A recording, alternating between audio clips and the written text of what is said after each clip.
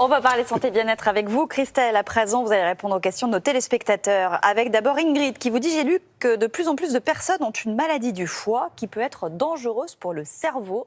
De quoi s'agit-il ?» Oui, alors Ingrid, vous parlez certainement de cette actualité sur la maladie du foie gras que l'on appelle aussi la stéatose hépatique non alcoolique. En fait, c'est tout simplement l'accumulation de graisse à l'intérieur des cellules du foie. C'est une maladie qui est en pleine expansion dans les pays industrialisés. En France, on estime que près de 16% de la population est concernée. Et effectivement, on parle avec cette maladie de risque de maladie hépatique, de cirrhose du foie, de cancer du foie, mais on peut aussi parler aujourd'hui, et ça a été mis en évidence par de nouveaux travaux, d'inflammation cérébrale. C'est-à-dire que cette accumulation de graisse diminuerait l'oxygénation de notre cerveau, ce qui entraînerait une inflammation du tissu cérébral et donc une augmentation du vieillissement avec à la clé des maladies neurologiques. Donc, qu'est-ce qui provoque, Christelle, alors, ce foie gras ? c'est l'hygiène de vie. En fait, alors dans cette histoire de stéatose hépatique non alcoolique, il n'y a pas d'alcool, contrairement à ce que l'on pourrait croire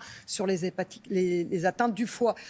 La bonne nouvelle, Ingrid, dans cette histoire, c'est que c'est guérissable. Il suffit de faire du sport, il suffit de manger correctement, de changer son alimentation. À ce stade de la maladie, quand elle est plus évoluée, c'est plus compliqué. Mais à ce stade, c'est guérissable. Donc, il faut revoir son hygiène de vie.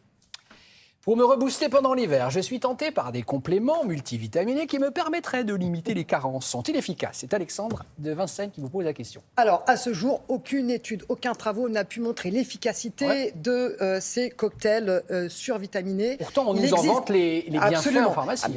Mais pour certaines populations très ciblées, pour les femmes enceintes, pour les personnes âgées concernées par une dénutrition, des personnes qui ont des traitements lourds, pourquoi pas ? Mais aller prendre des compléments alimentaires multivitaminés, c'est pas forcément une bonne solution. Pourquoi ? Parce que quand elles sont ensemble, ces vitamines, quand ils sont ensemble, ces micronutriments, eh bien parfois ils s'opposent. C'est-à-dire qu'une vitamine qui peut être antioxydante, on parle souvent des vitamines antioxydantes qui limitent le vieillissement des cellules, eh bien lorsqu'elles sont ensemble dans des mariages forcés, elles deviennent pro-oxydantes.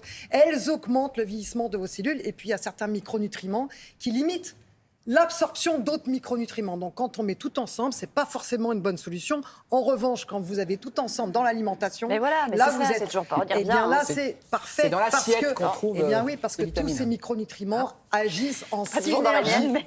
Je ne disais rien. Il dit c'est dans l'assiette qu'on trouve les vitamines. Je dis pas toujours dans la mienne. Et là, elles disent profitez, vous êtes jeune. Profitez. Une question de Sylvestre. Maintenant, mon entreprise propose des séances de respiration encadrées pour nous détendre. N'est-ce pas un peu bidon ? Certainement pas bidon. Vous avez ici un outil anti-stress extraordinaire à disposition, gratuit, toujours disponible, et ça marche. La respiration, ça fonctionne vraiment sur le stress, et ça a été montré dernièrement, il y a quelques jours, je pense que c'est une étude qui a été publiée il y a 15 jours, qui montre, c'est une étude américaine, qui montre que s'octroyer 5 minutes de respiration forcée par jour, ça permet de diminuer le niveau de stress et surtout, ça permet d'améliorer l'humeur. Ça a vraiment encadré en groupe, franchement, c'est un peu... On peut respirer chez soi dans son coin. Non, mais c'est juste pour apprendre. En fait, c'est simplement d'apprendre. On expire, on inspire tranquillement. L'idée, dans cette étude, ce qui a vraiment fonctionné, c'est l'expiration. C'est-à-dire qu'on va respirer un peu forcé, mais c'est surtout l'expiration qui est très longue. Expirer le plus longtemps possible, diminuer. Allez-y, messieurs. Et ça va stimuler quoi ? Votre nerf vague. Et retenez bien que ce nerf vague... Ah, nerf vague, j'avais compris. Le nerf vague... Votre airbag ? Plutôt là. Ce nerf vague, c'est celui qui va stimuler tout l'arsenal anti-stress que nous avons à notre disposition, naturellement dans notre organisme. Il faut que tu respires. Respire. Merci Christelle.